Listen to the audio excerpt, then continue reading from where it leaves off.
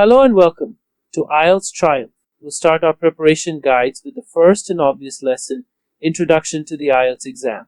A lot of us have heard about IELTS and know at least a thing or two about the exam. However, a lot of ambiguities exist. In today's video, we'll introduce every exam aspect and address the most frequently asked questions. So let us jump right onto the lesson. First and foremost, let's talk about what is IELTS and why there is so much hype about it. The International English Language Testing System, or IELTS, is an internationally accepted test of the English language. It is produced and owned by the Cambridge English Assessment, which is a center at the University of Cambridge in the United Kingdom. Accepted by more than 12,000 institutions around the globe, the IELTS exam is required for higher education and global immigration. Now let us talk about the scope of the IELTS exam. The IELTS test certifies a person's ability to live or work independently in an English-speaking country or study the courses taught in English. An IELTS test score may be required for studies, work, or immigration in a foreign country. A common misconception among people is that the IELTS exam is the same for everyone.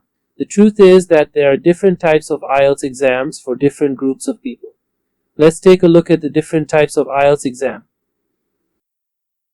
There are 4 different types of IELTS exams. IELTS Academic, which is required for studies or academic jobs.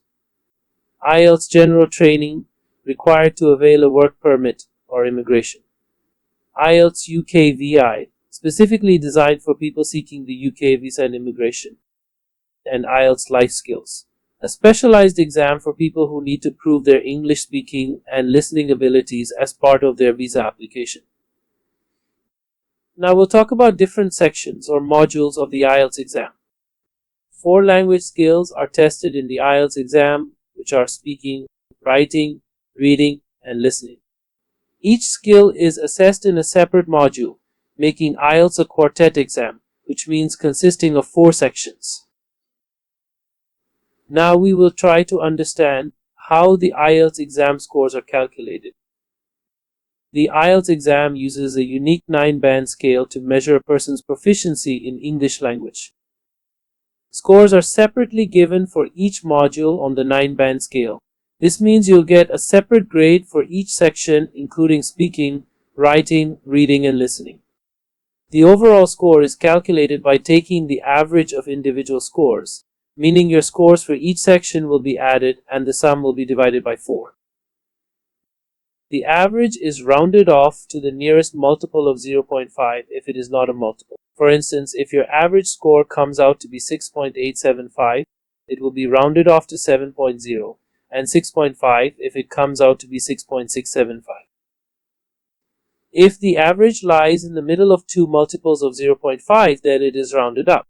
This means that if your average score becomes 6.75, that is exactly in the middle of 6.5 and 7.0, then it will be rounded up to 7.0. After getting the knowledge about the IELTS scores, we are now in a position to address the most commonly asked question related to the IELTS exam. What is a good IELTS score? When it comes to any test score, the higher the better rule applies. However, you may achieve your goals with a decent score in the IELTS exam. The minimum IELTS score requirement depends on various factors. It depends on your desired destination or country, profession, level of education, and ranking of the host institution. Generally, a 6.5 to 7.0 band score is considered good for academics or academic-related jobs, and a 4.0 for unskilled jobs. Most universities have a minimum requirement of 6.0 to 7.0 overall band score. Higher-ranked universities may require a higher test score as their admission requirement. You must check the requirements of your desired university or organization to know what minimum IELTS score will be good for you. Let us learn about the organizations that are authorized to conduct the IELTS exam.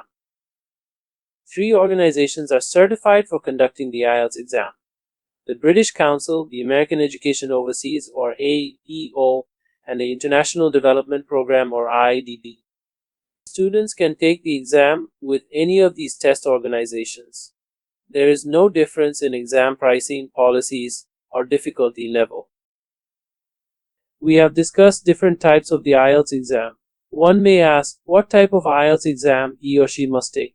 So let us dive deeper into the details of the IELTS exam types and find out the best choice of exam for you.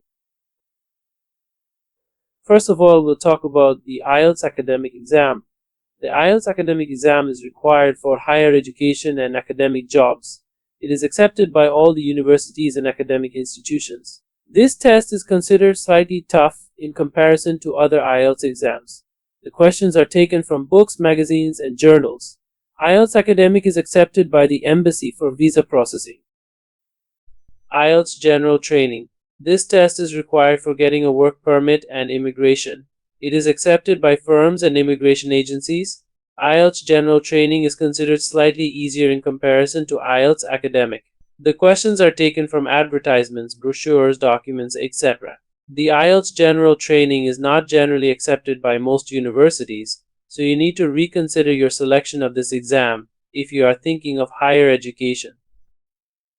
IELTS UK VI.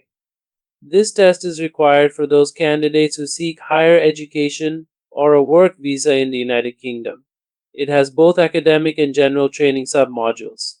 IELTS Life Skills. This test is required for those candidates who wish to work in or migrate to the United Kingdom.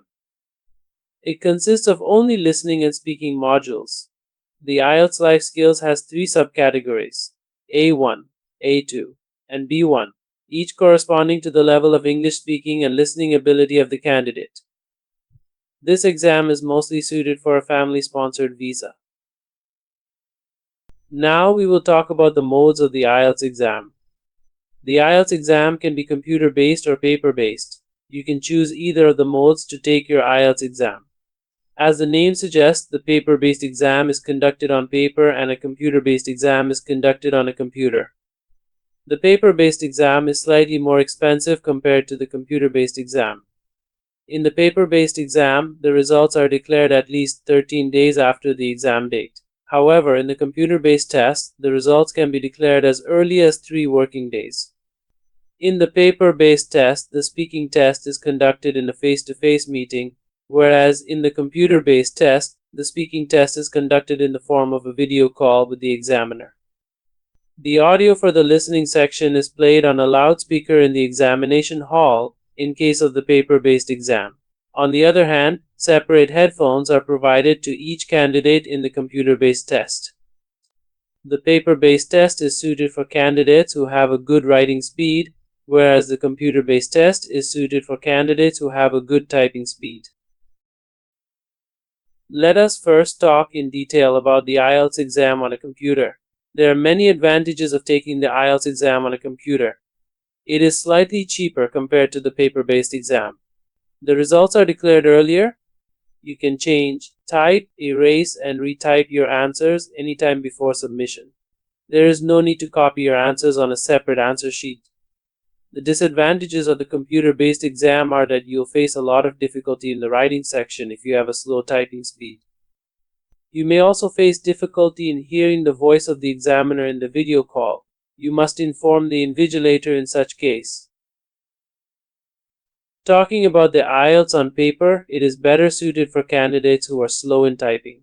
Such candidates will feel more comfortable with writing on a paper. The face-to-face meeting may provide a better understanding of the questions asked by the examiner. The disadvantages of paper-based exams are that the results are declared late. The fee for the paper-based exam is slightly higher than that of a computer-based test. Cutting or erasing mistakes make a mess. One might face difficulty understanding the audio played on the speakers.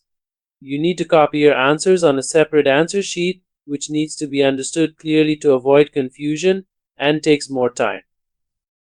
Now let us talk about the pricing or fee of the IELTS exam. The fee for the IELTS exam is charged in the regional currency, so it may vary from country to country. Generally, the fee for the IELTS exam ranges from $200 to $300. IELTS academic and IELTS general training have a higher fee compared to the other types. Computer-based test is slightly cheaper than paper-based test.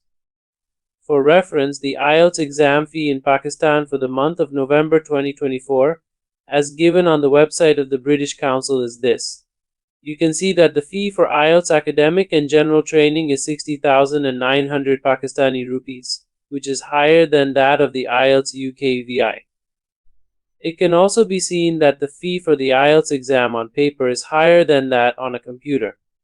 Although the fee for IELTS Life Skills is not given on the British Council website, the IDP has declared a fee of 42,800 PKR, which comes out to be the least of all.